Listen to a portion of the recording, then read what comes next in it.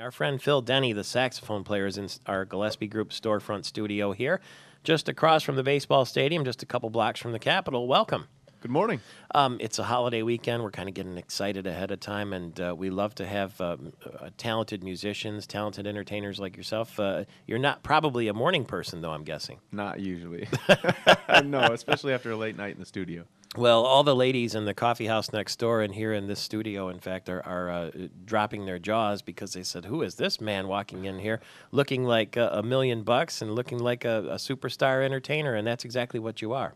Well, that's certainly the goal. So, But your story is interesting because you were, as I understand it, a mortgage banker. correct. And you said, the heck with this. It's not for me. And you totally redid your life. Yeah, time to pursue my passion. You know, like you said earlier, living in the moment. How did you, I mean, that's a big decision and a risky one too, isn't it? Absolutely. You know, over the last 20 years, studying music and raising a family and working professionally in the field as a mortgage banker, certainly with the real estate climate in Michigan, it gave me an opportunity to really sit back and reflect upon what my personal goals are and really what I'm here to do. And certainly music is something that moves me, and passing that gift along to the people is really gratifying for me at the end of the day. Has it worked out? So far, absolutely. A lot of networking opportunities. The local fan base and the community has really been very supportive of my efforts. So You play all over the Lansing area, all over the Midwest, I understand. that's correct. I do. I have a few standing gigs here in the area that keep my presence locally, not just as a solo artist, but with my group, Too Smooth for Notes, as well. So the consistency here in the community, as well as the bookings in and out of the area. I see you at lots of chamber events and lots of business functions too, and you jazz things up, if you'll pardon the pun. Right. The element of live entertainment, accompanied with certainly food and beverage, I feel really makes a party. So. Yeah. Do you like the downtown scene in Lansing? It was picked by Kiplinger's, wasn't it, in the top 10 for young people? That's correct. Yeah. There are a lot of late night establishments, bars, restaurants, and so forth, and we're starting to see the live entertainment component come into play. And certainly, I'm an advocate for live entertainment. We have a lot of great local talented DJs here in the area, but one thing that I think that we're still working towards is the live entertainment piece. There's a lot of local individuals, groups, and so forth that are really advocating for that piece or that element. Why the saxophone for you? For me, it was kind of handpicked at an early age by my middle school band teacher. She said, "You look like a sax player." So What does that mean, I wonder? I don't know, but looking back, she said in my 8th grade yearbook, to my smooth sax player, and then it's just coincidental to me that over the years I've become more of a smooth jazz musician, and that style of play really just kind of hit home with me. It's a very expressive instrument, it seems. Very You can much put a so. lot of yourself into it, is a what lot, it looks lot of like. passion and a lot of soul. Yeah. Are you better than Bill Clinton at the saxophone? Well, we've never played together, so Not yet, anyway. not yet. That's right. Well, who's the most famous person you've ever played for?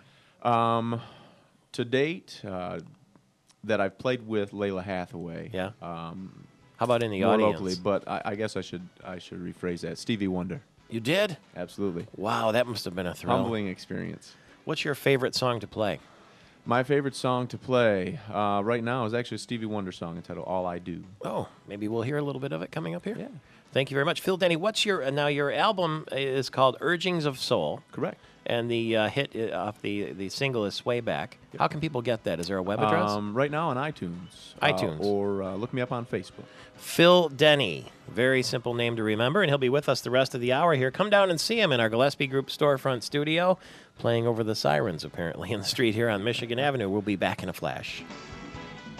23 minutes after the hour, Michael Patrick Shields heard all across the state of Michigan, celebrating the holiday weekend with Phil Denny, the saxophone player.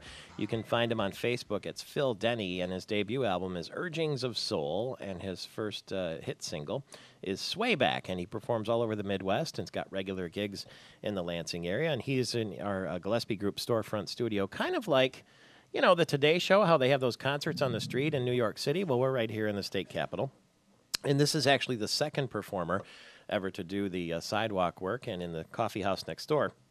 So come on down and see him. The first band we had was the CMU Marching Band. And they were out here performing from 6 until 8 in the morning last fall when they had a primetime game on a Wednesday night. And we sort of forgot that there were residents living upstairs.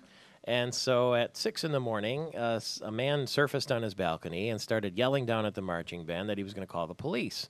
And the next thing he did is take a bucket of water and pour it on the band. Oh, wow. And we were worried that the band would be upset because, after all, they got up at 4 in the morning to come all the way down here from Mount Pleasant. And these young people, all they wanted to know was, did the cameras get that? Because we want to put it on YouTube. So they had a good sense of spirit about it. But anyway, I guess, how many times in your life you're going to be wakened up by a marching band at 6 in the morning? It's a rare opportunity. So Phil Denny is here, and he is going to play a number for us right now on his saxophone, if you would. What will you play? I can start by playing that All I Do, if you'd like. All I Do. Stevie Wonder. And you actually played this for him at one stage. Not exactly, no. We had an opportunity just briefly as he was in town for the Michigan Walk of Fame to do an impromptu jam session. So all right. I don't necessarily remember what we played. It was just one of those moments. So, I bet. Yeah. So this is a Stevie Wonder song. Now we'll sit back and enjoy it here for a minute or two. Familiar. And then you'll be around. Yeah.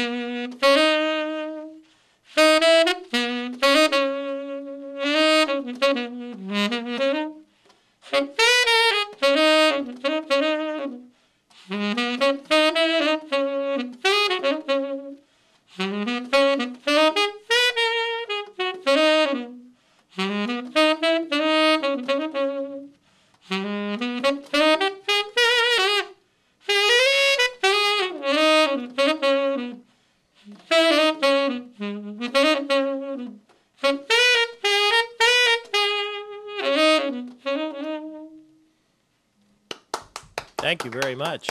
Real improvisation. Yeah, well, you can tell, that you're putting a lot into it in your heart and soul and in your facial expressions and the way your body moves. That's what I meant by it's an expressive instrument, to be sure. Yeah. Well, it has to be entertaining for the audience, and for me, it just moves me. So if the audience can feel what I feel, then I've done my job. Can you tell at a party that you're getting people's attention even when they're mingling with a drink in their hand? Right. I think so. Certainly at times there are performances where you are the background music and you accept that as a musician. Mm-hmm. But then there are other times where you're the focal point, and it's at that time where you really have to be an entertainer or become an entertainer. So. Yeah. When you mentioned earlier the way you dress or the way you walk and talk, it really is just part of the personality as a musician. So, do you ever get nervous?